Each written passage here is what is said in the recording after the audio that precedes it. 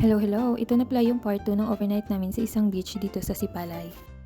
At umaga na nito guys, napansin nyo siguro na medyo madilim pa. Siguro mga 5 AM pa lang nito. Ginising pa naman ako ni partner ng ganito kaaga para mamingwit down dito, malapit sa sinistayhan naming beach, dito mismo sa ilalim ng tulay. Alam niyo ba na kahit saan kami pumunta basta dagat ay di niya talaga makalimutan bitbitin ang pamingwit ng isda. Hindi naman nakakakuha kahit isa. Pero malay natin ngayon surtein at nang maipang ulam naman kami. Agoy! At habang papalapit na kami sa tulay, medyo nagliliwanag na naman guys. At nandito na kami sa may tulay kung saan target niya mamingwit.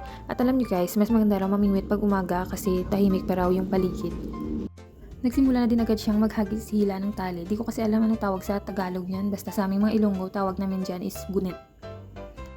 Actually, hindi talaga ako mahilig sa ganito guys. Kasi naaawa ako sa mga isda na mahuli. One time nga, na-try ko din mamingwit pero isang pond ata yun sa isang farm. Imbis na mag-enjoy ako dahil nakabingwit ako, bigla kong pinasa sa kanya yung bunet. Dahil awang-awa talaga ako sa tilapia.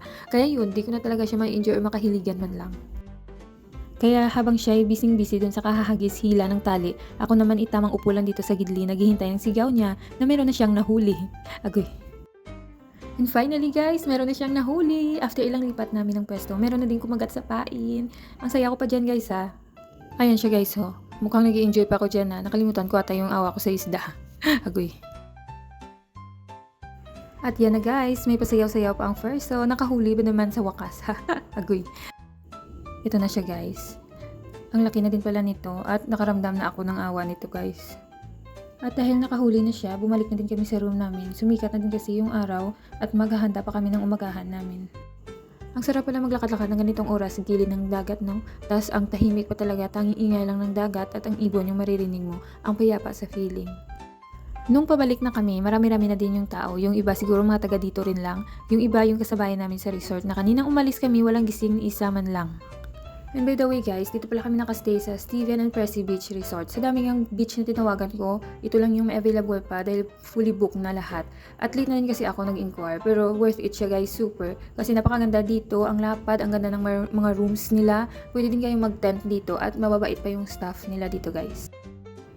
Nang makabalik na kami sa room namin, naghanda na kami kaagad ng lulutuin namin para sa almusal.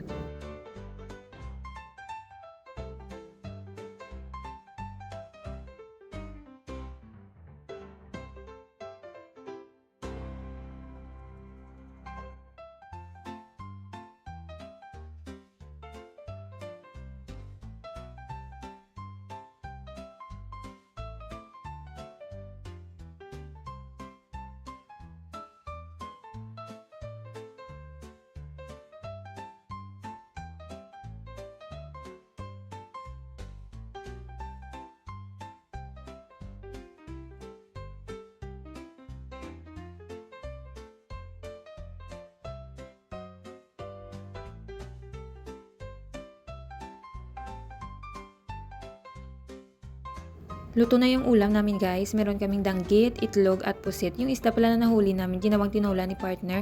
Hindi ko na nabidyohan. Nagluto rin kami guys ng pancake kaso palpak. So, fast forward, nakikita nyo dyan nung basa na kami guys. Kasi pagkatapos namin magluto, naligo muna kami sa dagat.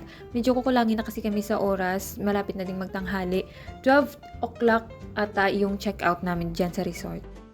After namin maligo sa dagat, bumalik na din kami kaagad sa room namin para kumain. At dito na din kami pumwesto sa likod. Maganda kasi ang spot dito, kita mo yung dagat.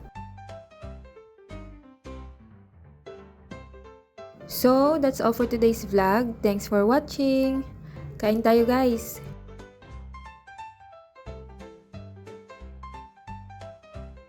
So, heto guys, nakapag-check out na kami dito sa resort at ready nang umuwi. Bye Sipalay!